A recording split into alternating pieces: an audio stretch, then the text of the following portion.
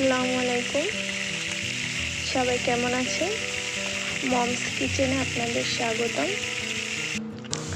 আজকে আমি আপনাদের মাছের ঝোল রান্নার রেসিপিটা দেখাবো।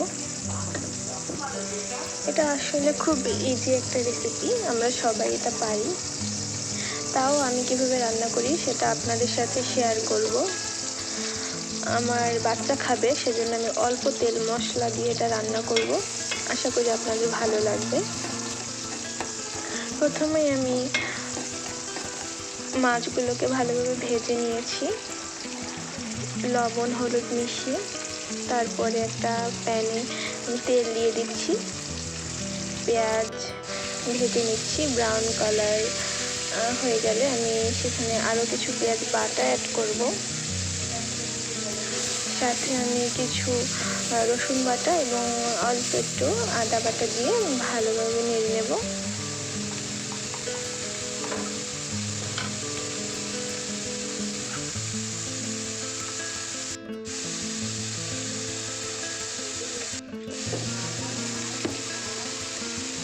তারপরে আমি পর্যায়ক্রমে অ্যাড করব 1 টেবিল চামচ মরিচ গুঁড়ো, 1 চামচ হলুদ গুঁড়ো, 1 চামচ জিরে গুঁড়ো, 1 চামচ ধনিয়া গুঁড়ো, পরিমাণ মতো লবণ দিয়ে অল্প পরিমাণে পানি দিয়ে আমি মশলাটাকে কষিয়ে নেব। আসলে মশলাটা কষানোটা খুব ইম্পর্টেন্ট রান্নার ক্ষেত্রে। মশলা ভালোভাবে কষিয়ে নিলে রান্নাটা খেতে ভালো হয়। মশলাটা আমি এমনভাবে কষাবো যেন মশলা থেকে একটা তেল উঠে, সেরকম পর্যায়ে আমি রাখবো।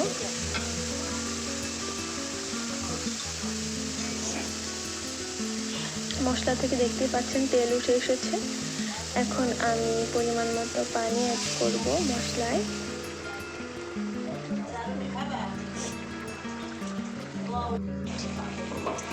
তারপরে পানি অ্যাড করার পরে যখন দেখব পানিটা ফুটে এসেছে, তখন আমি ভেজে রাখা মাছগুলো এই পানির মধ্যে দিয়ে দেব এবং 2-3 মিনিট রান্না করে নেব। তাহলে মাছের ঝোলটা আমার হয়ে যাবে। আসলে আমি খুব বেশি ঝোলও রাখবো না, আবার একেবারে ভুনাও করব না, মাখা মাখা ধরনের করব আজকে।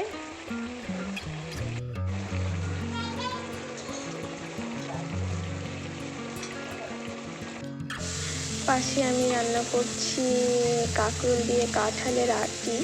এটা রেসিপি আজকে আমি দেখাবো না, রান্নার একটা শর্ট ক্লিপ আপনাদের সাথে শেয়ার করলাম। এই যে আমার মাছের ঝোল তৈরি, দেখতে পাচ্ছেন কালারটা খুব ভালো এসেছে।